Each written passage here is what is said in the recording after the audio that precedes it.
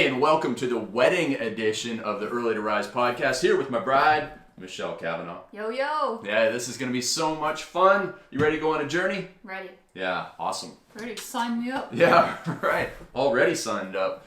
So, when you're watching this video, you could be watching this on the very day of our wedding, and due to all the crazy restrictions in the world, we couldn't invite you in, but we are going to teach you some really cool stuff today during our day of celebration. And if you're watching this in the future, we're happily married and having a great time, right? You bet. All right. So we're going to talk about the journey that we've had in the last 12 months, what's kept us strong, what's kept us focused, what's allowed us to succeed in life while traveling to Miami. Mm-hmm. Yeah. Going to Costa Rica for a surgery that Michelle's going to tell you about, something she's very passionate about. And then coming back to Vancouver, and we're going to share with you 3 words that have driven us throughout this entire time, and it's a phrase I actually sign all my emails off with, so you're going to love it. I guess is there anything you wanna mention about maybe who you are, how we met, something like that? Yeah, well, we did a podcast / video before. I guess it was almost it was 6 or 7 months ago. Maybe when we were in Toronto. It came out in January of 2021. Yeah. It was about our backstory. Yeah, so if you haven't watched that or listened to that episode, definitely go give it a listen. But I'll kind of give you a little taste of how we met, kind of condensing the story into a shorter story. Yep. So we met on the Instagram, and actually our wedding cake is going to be photos from our Instagram. Yeah. So we'll definitely share some photos of that because I'm pretty excited about that cake. Not only is it going to be delicious, but it's going to be beautiful with Instagram photos. Yeah, Instagram's the new dating site. Forget all the other ones. Yeah, exactly. And we met through a friend. She introduced us, and then we hit it off pretty darn quick and pretty well. Yep. Flew out to Vancouver. Yeah, you said, hey, when you come to Vancouver? Yep. And you haven't left. Because if you didn't ask me that question, I probably would still just be messaging you on Instagram, like a year and a half later. So so glad that you did. So that was the very first time we messaged was November of 2019, the day after my second hair transplant. Yeah. A couple days after your grandma's birthday. Yeah. And then we met in person in December of 2019 because, and here's the first mention of those 3 words, success loves speed, right? Yeah. And then so I moved to Vancouver on March 1st of 2020, and this is a good place for us to jump into. How did we stay strong, positive, focused? Yeah, so I think honestly you speak about it a lot. It's creating those that fence around yourself. And so for us, it's not necessarily being oblivious. We understand there's things that are going on in the world, but it's really just protecting your energy and protecting your sanity, really. So basically, we don't really watch the news. We know what's happening in the world, but we don't consume it on a regular basis, because if you understand news and you understand the news agenda, you understand that there's certain tactics that are used in order to keep you hooked, right? And if once you start to understand media and how it works, you're able to not only look at it and consume it in a way that's more objectively, but you're not hooked into it. So I think definitely limiting exposure to news media, anything that's just, when you feel if you watch something and then you realize after you're oh, that didn't really feel very good, or maybe you're not sleeping well at night, or you're starting to maybe pick fights with people that you wouldn't normally pick fights with. These are all little triggers that there was something maybe that happened an hour or 2 before that just you're still kind of dealing with, right? So, I mean, really staying positive and staying happy is your responsibility. So, avoiding things that make you anxious, avoiding things that just don't really serve you and your overall vision and goal moving forward. Yeah, it's a really great point. A lot of people fill their mornings with, whether it's some news site or whether it's social media, and you can really go down that rabbit hole and feel yucky, like you said. So we have a morning routine that's evolved over time. I had never had a coffee before I met Michelle. Remember the first coffee? Yeah. And I didn't think you were serious. I was come on, you've never had a coffee? I wasn't old before? enough. I wasn't mature enough to have a coffee until I met you. But now, love it, and we have it. You drink it normally every morning, and now I drink it normally every morning. But we have a cool morning routine that's evolved over time throughout where we bounced around to. Yeah. What are your favorite parts, and maybe some of the things that people might consider adding to theirs? Yeah, so Something that I really enjoy doing with you is we read together. And so this is something that we've done as of recently in the last month. And Craig will actually read aloud. Now, if you've listened to any of his ebooks, audiobooks, you'll know that he's a very amazing, passionate reader. So sometimes too loud. I can't wait until you read to the kids. Yeah. Because I think that will be the cutest thing ever. I probably won't start with my books, but maybe I will. Get them started early, right? Yeah, exactly. But before any fantasy books. Yeah, and so just to be clear, our morning routine starts after work has been done, and then it's okay, time to break and go up and have coffee with Michelle and Daisy the dog. And right now we're reading a book by Seth Godin, so we're reading something that both of us are benefiting from. And we do a bunch of talking and go through daily plans and stuff like that, and then we get into the book, and then we take Daisy to the park. So it's just a little bit of self-improvement, personal development, communication, understanding what the day is looking like, and then getting into that, and then enjoying some time with the wild animal Daisy the dog at the park. Yeah. So that thing is something that we've been doing everywhere. We started in Vancouver, then we went to Miami for 3 months, and Michelle and I both value freedom and family, and one of the things we went to Miami for was an event. And when we were there, what were some of the things that you learned about maybe being in that environment and about being around certain people that now, as the world starts to open up, that everybody listening who wants to be more successful could take from our time down there being around successful people? Yeah, I think the reason why we went down there was, like Craig said, we had an event to go to.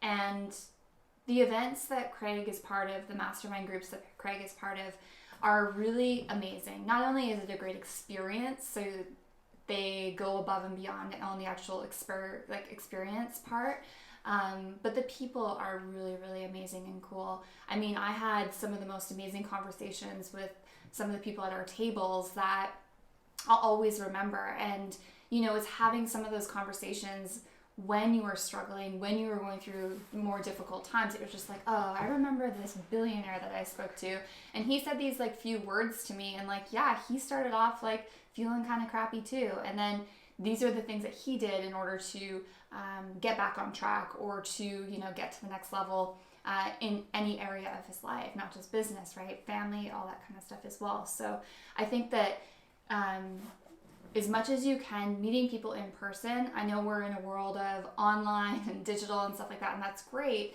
but really having that face-to-face when you can and when it's good wherever you are, to really put yourself out there, because those are the types of connections that will really make a huge impact in your life moving forward. Absolutely. I mean, it's very important to understand that no matter what level you're up if you hang around people that are up a level, first of all, you see that they're human. Mm-hmm. Second of all, you see that, man, they go through some, you might even say wow, their dips in life are way harder than the ones I go through. So, I can do more, but it also shows you the strategies for doing it. And, we moved from Vancouver. We had the opportunity to go to Miami. Success, love, speed. We did it. And then, switching gears over to something that is really, personal to you, is the surgery that you had in Costa Rica. And so we'll talk about that in a second. But first of all, you made that decision really fast. You did the research, success, love, speed. A lot of people, and this is kind of a general question, but a lot of people have troubles in their life or something that's bothering them and never do anything about it. What's the importance of moving as fast as possible with, of course, doing your research? Yeah, I mean, it's everything. I've always been a problem solver. And so for me, if I can't solve a problem fast, I think about the problem all the time. And so I learned really quickly years and years ago that in order for me to have peace of mind with anything in life, I needed to get clarity on whatever it was that I was going through. So as Craig mentioned, I had my breast implants removed May 13th of 2021. Mm-hmm. And I started thinking about it in March. And if you know anything about breast implant illness, it's something that's fairly new. It's something that doesn't have a lot of science, I guess you could say, behind it. There's no proven articles that are yes, these are toxic for you. A lot of it is based on just simply how you feel. And so it's a hard one to, first of all, kind of pinpoint, right? Because the body is a super complex system. I mean, one thing can lead to another, and then you could be just treating something that's like a Band-Aid solution, but then it's really a deeper issue. So how many people are in that Facebook group of the breast implant illness one? Last time I checked, there's 150,000 women from all over the world. And the cool thing is there's tons of resources, so it will list doctors that believe in it. Because if you just go to any plastic surgeon, maybe the surgeon that actually did the implants for you, there's a chance that they're just like, it's hocus pocus, and they don't believe in it, right? They're like, no. Well, of course, they're in the business of giving you breast implants, and there'd be a ton of lawsuits if something happened. But there are some that are stepping forward, and there are some that are taking it on to actually perform the research of the actual silicone and the leaking of the implants, and just honestly putting a foreign object into your body and thinking that, oh yeah, everything will be okay. Your body is going to go into a fight mode where it's like, what the heck is this thing? And then that can lead to, fatigue, chronic headaches, migraines, inflammation in the gut. Like, there's tons of IBS and like a load of symptoms. So if you have implants and you've been feeling not the greatest, maybe depression, anxiety, that kind of thing, like when I got them out, I was telling Craig, I'm like, I can actually breathe. Like there's a lot of like physical body symptoms, including, first of all, because what were they weighing? Like 4 pounds total? Yeah, I think when we felt them, they were like 2 pounds each or something. So it's like literally wearing like a weighted vest. If you've ever worn a weighted vest in a workout, well, maybe it's like more like 10 pounds, but you get the gist. Yeah, 24/7. That, and then also your neck. I mean, it changed overnight, because before you had that surgery, it was like steel rods or steel cables running down your back like you'd see on a bridge. And the next morning, it was like so soft. Like marshmallow. Yeah. Yeah. And so, I mean, those are just really, really quick things, like the breathing, especially too if you've got a smaller frame and you're trying to hold up larger implants, like it can cause a lot of problems. Right. So, one of the things is when I had my anxiety, one of the reasons that you can have physical anxiety is because you're not breathing properly, and you're breathing from your upper chest with short, shallow breaths. That increases adrenaline in your blood, which can lead to a feeling of stress and anxiety. So imagine if you have something that stops you from having a full breath all the time, like that physical portion of it alone, the mechanical part, can be a problem, let alone having silicone implants in your body and your body fighting that. Yeah, totally. So Michelle found out about this particular surgeon in March in Costa Rica. Yeah. You tried a bunch in America, but they had waiting lists of... Yeah, there was another guy in Miami that I liked. His name's Dr. Dev, and he was someone that I was like definitely considering, but it was too long of a wait. 18 months? He wasn't that long. Some of them were. He was about a year out. And I was just like, I don't know, maybe you're like me, you just get fixated on something, and it's like you wake up and that's all you think about. So I knew that I needed to get them out, and I didn't want to convince myself that this wasn't the thing. So I wanted to do it as quickly as possible. It's kind of like, okay, then it's out, and you don't have that time to think about it and like try to convince yourself, maybe it's not that, maybe it is this digestive enzyme that I'm taking that is causing me problems, right? So basically found this doctor who was able to take me really quickly, did all of the pre-op stuff in America. Because we were in Miami, and so if we didn't do it then we had to go back to Canada, and then you have to do all the quarantine. Then we were planning on getting married in the summer at that point. We hadn't canceled it, then rebooked it yet. Yeah. So, and then it was like, well, when does it ever get done if it doesn't get done now? And I know that everybody has one of those things in their life, maybe not right now, but at some point. And, when it comes to like, if I don't do it now, I don't know when I'll ever do it. Success loves speed. So you did the research. Yeah. And then they said, oh yeah, we got an opening in May, right? Yeah, exactly. And we just went like, do we do this? Yeah. It was like a pain in the butt because we had like the dog and stuff, but it's just like nothing. Sometimes like a big lesson in this is like sometimes the most simple things are not the best things. And it's like okay, well, we're going to have to try to figure out where to put the dog. I was kind of skeptical about going to Costa Rica to get surgery to begin with. I know it's like people do medical tourism, it's a thing, but there's this idea that like things are not safe in different countries but your own. So there was kind of like that was kind of like hindering on me, and I was like, oh, I don't know, like you hear about botched jobs going off in like different countries, but I was like, but you researched this guy and he has tons and tons of success stories. Yeah, of course, and I felt confident with him. I had a face-to-face, like a Skype with him, and so I'm a pretty good judge of character when I meet somebody, and I'm able to like tell if they're legit or not. I'm legit. You're legit for sure. So I went with my gut. And I kind of blocked all of the other, what ifs and moved forward with it. I was really happy that I did it. And I'd recommend definitely joining a Facebook group if you're somebody or know somebody who has struggled with their implants, or maybe they won't admit it yet, but they've had other symptoms. Just send them the resources and let them make their own decision. Now, doing a video about this, and you did a ton of videos on it when we were down there, and you shared, and it's a story that's everybody from Mel Robbins. Who else is famous that has done this recently? Can you think of anybody? Victoria Beckham. Victoria Beckham did it? Yeah. Wow. And I mean, she had like hard silicone boobs for years. It was Yeah. part of her like signature kind of posh spice. The girl from The Hills, what's her name? Lauren? Heidi Montag? Yeah. Whatever. She did like a ton of plastic surgery, and then she had them removed too, I believe. But yeah, there's a lot of like celebrities. If you just Google like celebrity explant removal, you'll find a ton. Got it. Yeah. Yeah. And so, but it is still like, it takes a brave woman to do that. And I've seen you be so brave in so many things, just from making videos and doing videos around that. For somebody out there who's, whether it's putting themselves out on social media, or, learning how to do sales, or, making a career shift, or anything where they need to be a little bit more brave, what's your recipe for being brave in life?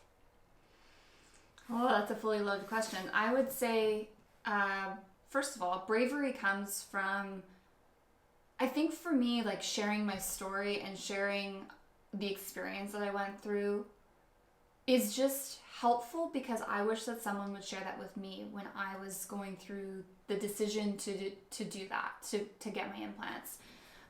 Because I feel like what you're surrounded with is what you believe in. And if you're surrounded by a ton of people who say, oh yeah, it's fine, it's good, it's all this stuff, of course you're going to believe all of that stuff, right? But I just wish there was more information out there, and probably like back then, I mean, I would have had to go through it in order to have this lesson, right? So do I regret getting them? I don't think so. I think that they served a purpose at the time in my life.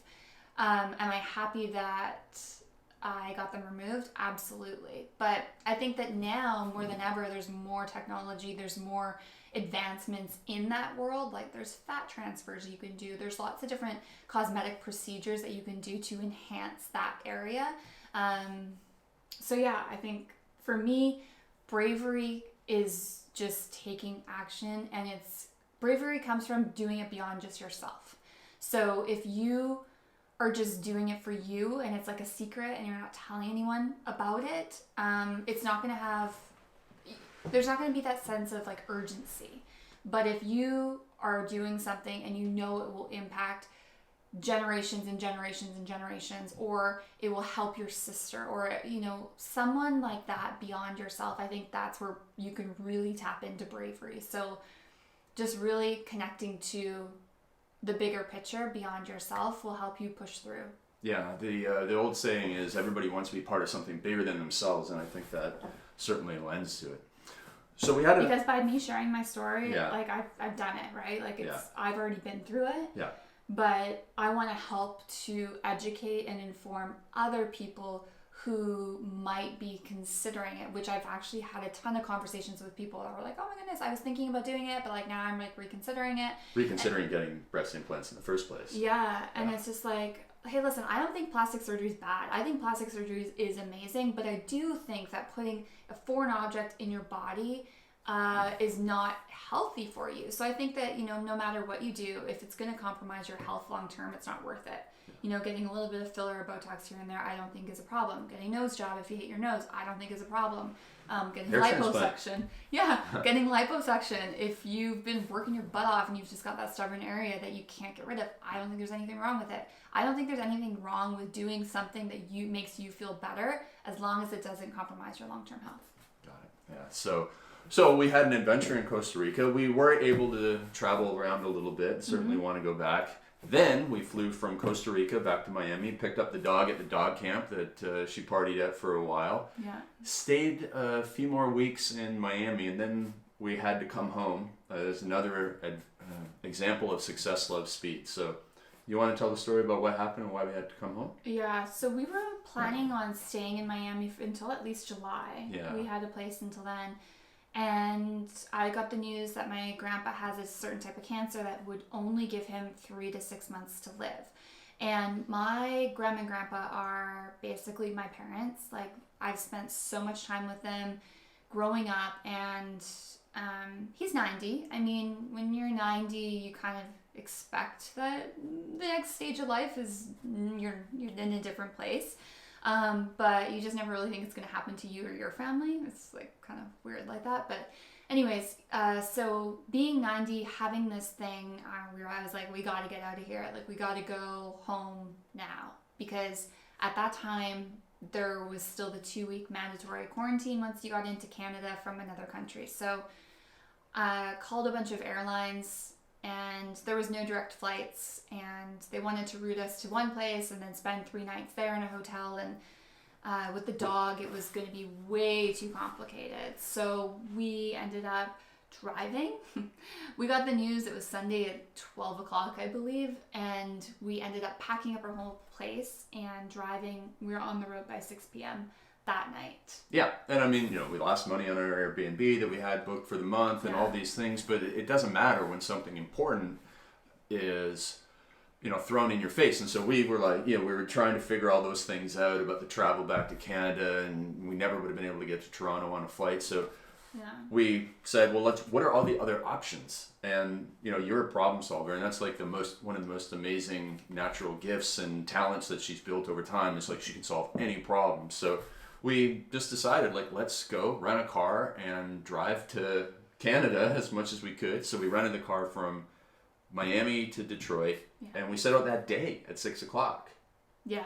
So Miami to Orlando, day 1. Yeah, that was like 4 hours, I think, right? Yeah. And then from Orlando to Kentucky the next day. That was a beautiful drive. Yeah, it's beautiful through Tennessee and Kentucky. It's just like rolling fields, and it's just so peaceful. Yeah, and then one day so that was that, and then so that was the Sunday to Orlando. Monday was to Kentucky, and then from Kentucky to Detroit in the morning on the Tuesday.